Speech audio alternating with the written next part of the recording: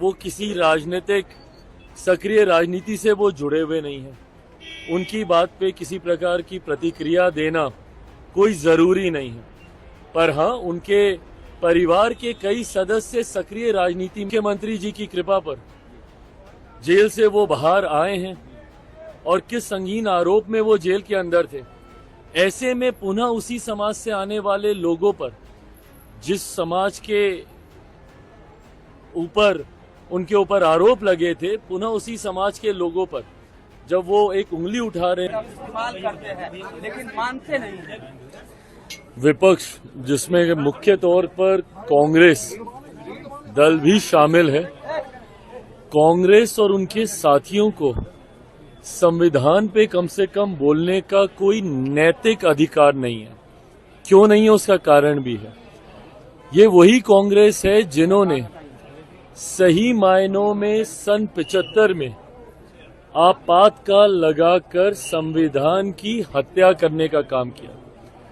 देश में अगर कभी समय के किसी कालखंड में अगर लोकतंत्र की हत्या की गई तो वो सन 75 में आपातकाल लगाकर कांग्रेस की ही सरकार के द्वारा की गई। दूसरा कारण, आज जब मेरे प्रधानमंत्री आदरणीय नरेंद्र मोदी जी ने जिस तरीके से बाबा साहेब को सम्मान देने का काम किया, उनसे जुड़े हुए जितने भी स्थल थे जहां उन्होंने शिक्षा हासिल की, लंदन में हो या जहां उन्होंने नागपुर में दीक्षा हासिल की, वो दीक्षा भूमि हो, या महाराष्ट्र मुंबई में चैत्य भूमि हो, या दिल्ली में जहां वो रहते थे वो हो, या मऊ में जहां उनका जन्म हुआ हो, इन सारे स्थलों को जिस तरीके से विकसित कर उन्हें पंच तीर्थ के तौर पर प्रधानमंत्री जी ने विकसित कर बाबा साहेब को सम्मान देने का काम किया, उसके बाद कांग्रेस और उनके घटक दलों को डॉक्टर बाबा साहेब भीमराव अंबेडकर जी की याद आई। 89 से पहले तक बाबा साहेब की एक तस्वीर तक भारत की संसद में नहीं थी।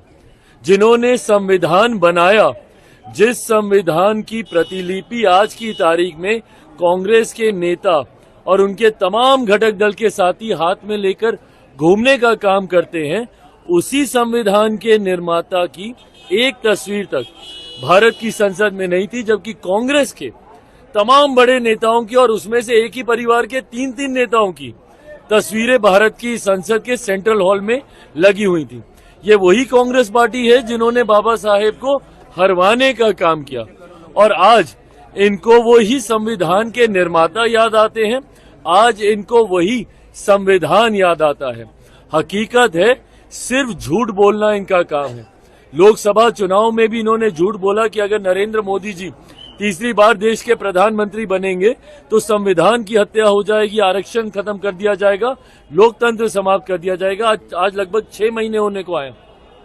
बताएं किसका आरक्षण छीन लिया गया, कहां का संविधान खत्म कर दिया गया, या कौन से लोकतंत्र की हत्या कर दी गई।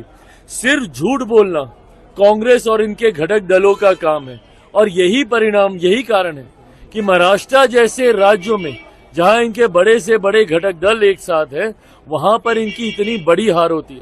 हरियाणा जैसे राज्यों में जहां एक तरफा इनको समर्थन मिलना चाहिए था, वहां इनकी बड़ी हार होती है। क्यों?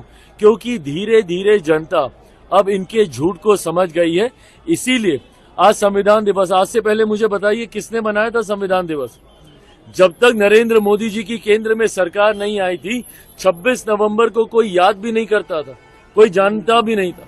संविधान दिवस मनाना तो बहुत दूर की बात है, इन्होंने कभी इस दिवस का जिक्र तक नहीं किया।